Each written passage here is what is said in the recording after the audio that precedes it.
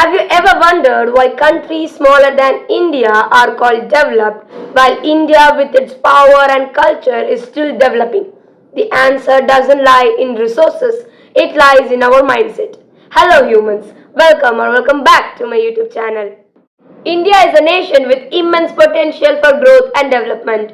Being the most populated country in the world with over 1.46 billion people and a rapidly growing economy, India has the potential to become a great superpower in the coming years. However, we know that a castle can't be built in just one day. Like that, India cannot be developed in just a single day or by few people. It can be achieved only if each and every citizen of our nation actively play their role in developing India. As a Gen Z myself, I believe that we have great skills and great power which must be utilized to create a more strong and more prosperous India. Then, one of the most biggest challenges which India faces in its journey towards development is poverty. And the biggest example for this is Dharavi. It's a residential area in Mumbai and it's considered as the world's largest slum with a population of about 1 million people, making Dharavi one of the most crowded and densely populated area in the world. But it's not just mere slum, it's also Mumbai's major informal economic powerhouse. And if actions are taken to transform it from slum to smart city, then half of the way towards the extreme development will be covered. The policy of rich becoming richer and poor becoming poorer must be changed.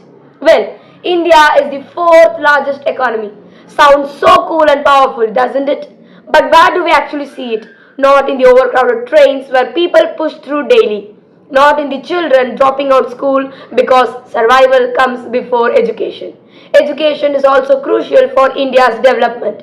A well-educated population is essential for innovation and economic growth. But still, some of them who are well-educated and have a good degree are either jobless or doing a low-salary job. And this deeply affects our India's economic growth. And then comes another challenge, which is corruption. Corruption is a major obstacle for development and it has a devastating impact on economy. We are living in a democratic country where we people must raise our voice and we must have the power. We must have the power to choose the right leader for us and we must demand from them what they will do for us before they will make false promises. We are living in an independent India and we must have the authority. Then comes the practice which is being followed from the early days, declining the participation of women in the workplaces. Women nowadays are given freedom to do anything they want. But women in the early days were bound with restrictions. They were not allowed to do everything they wanted to do. But nowadays, women are reaching very high positions and that must not be stopped. Women must be treated and must be given equal rights just as men. Then comes the practice of negligence towards health development. Our country has never viewed this as an important vehicle for progress. We need more healthcare centers, more hospitals in rural areas. This will raise our human capital. Another major development must be infrastructure and urban planning. Reliable roads, railways, ports, electricity and water supply are essential. And making sure that these are done well reduces cost for business, improves quality of life and increases productivity. We live in cities and cities are developed. But if urban growth is chaotic, then it breeds slums, congestions, pollution and inequality.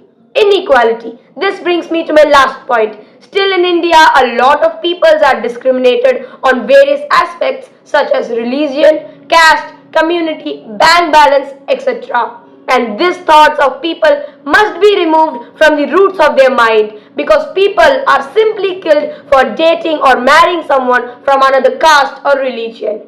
Now, development is not an easy task, but still India is already making remarkable progress and this demands us to act wisely and urgently. And if we succeed in aligning our policies, our environment and our people's aspirations, then maybe by or before India's centenary independence, we can truly claim the mantle of developed, fair and sustainable India. As I said, India is the fourth largest economy and its worth is about $4 trillion economy. But on what basis? Because India ranks 130th out of 195 countries in Human Development Index. India ranks 53rd out of 66 countries in the Global Infrastructure Index and India ranks 101 globally in education system and with the high rate of youth unemployment 13.8 percentage. And this must be changed because we Gen Z must build our own future which must be developed enough for our future to be more prosperous. And with that, I end my thoughts in this video. I'll be back with more thoughts in more videos क्योंकि picture अभी बाकी है मेरे दोस्त.